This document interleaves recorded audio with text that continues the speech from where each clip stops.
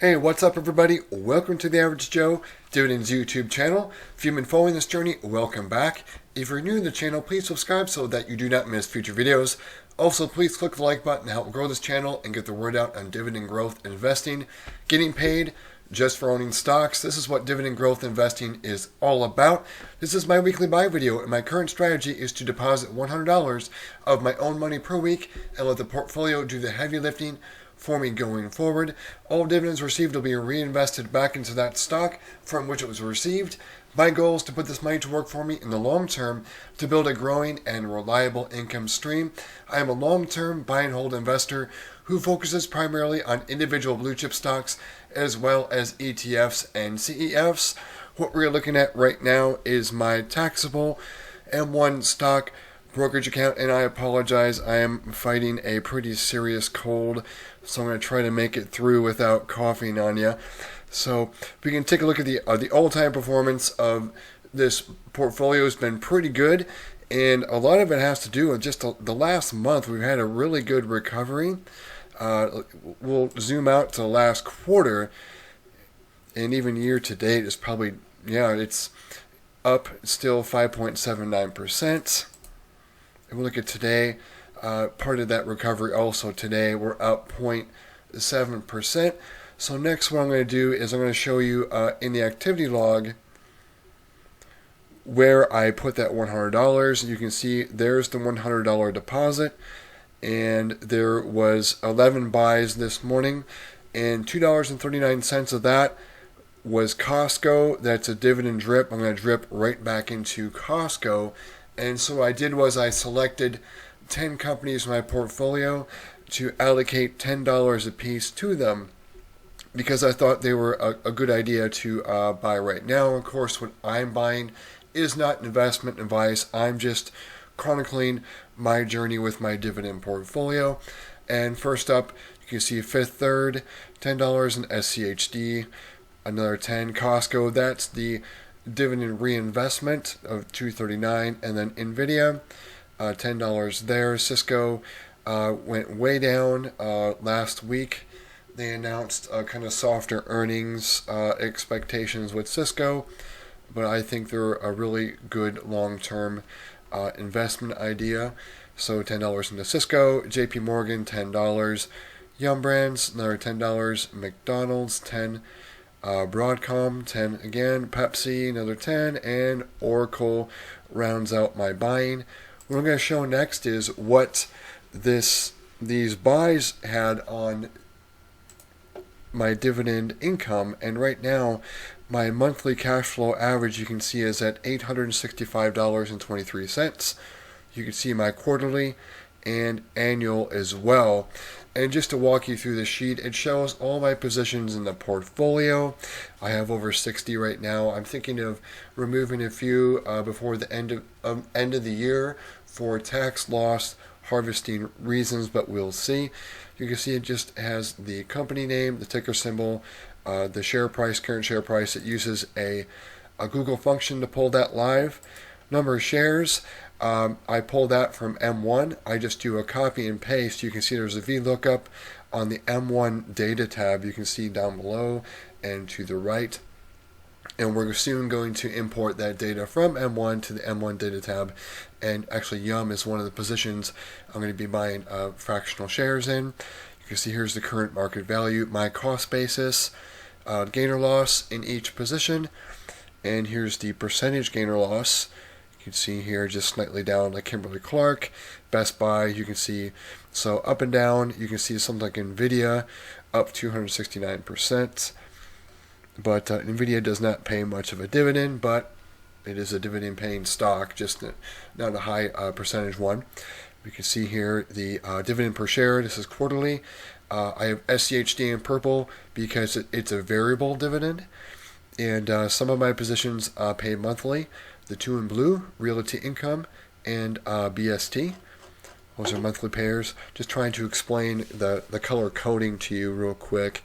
And the color coding with the different shades of green. I have 3 different shades of green. And you can see right now we're in the month of November. So we're in Q4 and we're in the second month of Q4. So we're in the medium greens. I'll just do a quick count up. Here's all the dividends that I've received so far in the month. So I've received $197.62, and we're not done. So tomorrow I'll be getting a dividend from Caterpillar. It should be right around $6.93, and I'll put that amount in there. And then after that, I just have Starbucks and BST to pay out, and BST is going to pay over $400. Not quite the $415 because I bought some shares after the ex-dividend date. It's going to be about $407-ish. And some other things that I track are the total dividends that each position has paid me so far. And I also track the percentage increase because when you invest in companies like, say, Coca-Cola, Pepsi, Lowe's, Home Depot, these are companies that are raising their dividend year after year after year. Some of them for many decades, like Procter & Gamble. I think it's over 5 decades they've been increasing their dividend. So I've been putting that in there. Anything where it's 5% or over, I've got them in green. And some of them have a 0, which means they're inconsistent. Like Omega Healthcare, OHI has not raised their dividend for a few years, but they pay a high dividend, so I let them squeak by in my portfolio. You can see I'm doing quite well with them, so I just can't really expect much dividend growth. The only growth I can really do is just dripping those dividends back into O and then acquiring more shares that way. So what I'll do next is I'm going to import that data from M1, and we're going to see there's going to be a change to the cash flow averages for monthly, quarter, and annual. And then what we're going to do is we're going to update that on this tab. And what I do is I just, for every time I do a deposit or there's a dividend increase, we can see like HP had a 5% dividend increase, and you can see what that did to my monthly income. And here there were some drips like OHIO, AbbVie, Procter & Gamble, A.O. Smith, and that increased my monthly income by 63 cents. That was just on the 16th. And today we're going to have a change too because of the $100 deposit and the Costco dividend drip. Of course, the Costco dividend drip is probably not going to even change this by a penny, maybe a penny if we're lucky, but the $100 deposit will bump this up maybe by 25 cents. We'll see what the result is real quick here. So we'll go to the Holdings tab, and what I do is I select all of the information here starting with name. I'm just going to grab all this data here. I know some people use services to import their data, or they type it manually. To me, I'm too lazy for that. I don't have time for it. And I just want to do a quick copy and paste. So I'm going to put that in the M1 data tab. And everything's aligned right here in this column A. I do a paste special. And what it's going to do is it's going to change the values for all the shares and the cost basis for those 10 different stocks. Actually, well, Costco as well. There's a tiny fractional as well. So those 11 positions, the share value and the cost basis is going to change for those. So I'll go to the Dividend Portfolio tab, and now the new monthly cash flow average is $865.45. So I'll put that amount here, $865.45, and we'll see what that modest difference is, just with the $100 deposit and the Costco dividend drip. So it increased my monthly income by 22 cents. I was pretty close. I guessed about 25 cents.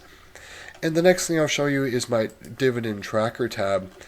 And I like to look at this just to see progress with the portfolio, because sometimes we have some bad weeks, we have some bad months, and as a long-term investor, we're going to have some bad years. But the only thing we can really control is what we invest in and how much. So we really can't control the market itself. So I started doing these videos starting January 2021. You can see my portfolio value was $18,700. The first month of dividends was $37.41. You can see how this has gone up.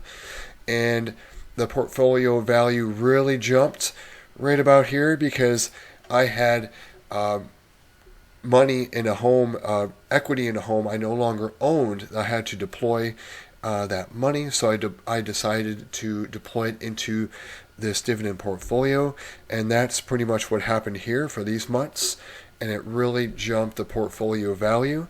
And pretty much ever since, I've just been putting in about $100 a week, but sometimes I'll maybe throw $1,000 here or there in there, but I haven't done that for a while.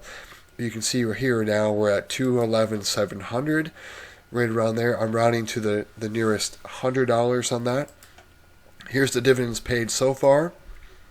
You can see though I track the dividends paid per month as well as the quarter, the quarterly dividends, the quarter-on-quarter increase. You can see every quarter has gone up, and we can see the dollar amount of that. We can see the annual dividends,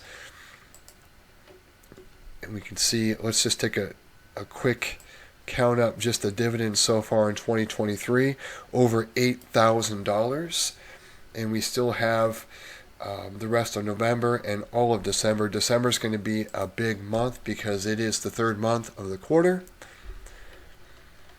You can see here I track the average monthly dividend. I do an average.